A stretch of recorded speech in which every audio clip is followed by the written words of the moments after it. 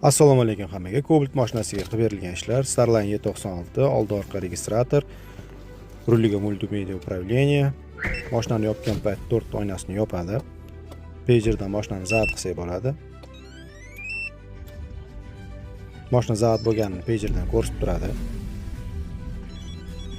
Eshotni o'zidan o'chirib qo'ysak bo'ladi mashinani. Bu mashinaga yana qilib berilgan ishlar. Start stop funksiyasini qilib berganmiz. Tormozni bosib, gitaradagi knopkani bossak, mashina zabt bo'ladi. O'chirish ham xuddi shunaqa. Parking turgan payt tormozni bosib, knopkani bossak, mashina o'chadi.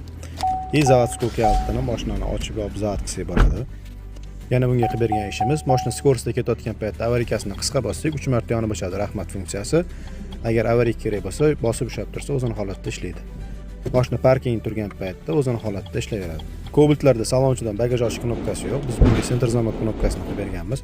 Ochish knopkasini 2 sekund bosib tursa, bagaj ochiladi. Mashina polностью telefondan Bluetooth orqali ishlaydi. Mashinani ochib, yopib, zabt qilsak bo'ladi. Kimga shunaqa xizmatlar kerak bo'lsa, bemalol o'zimizga aloqa qilsak bo'ladi.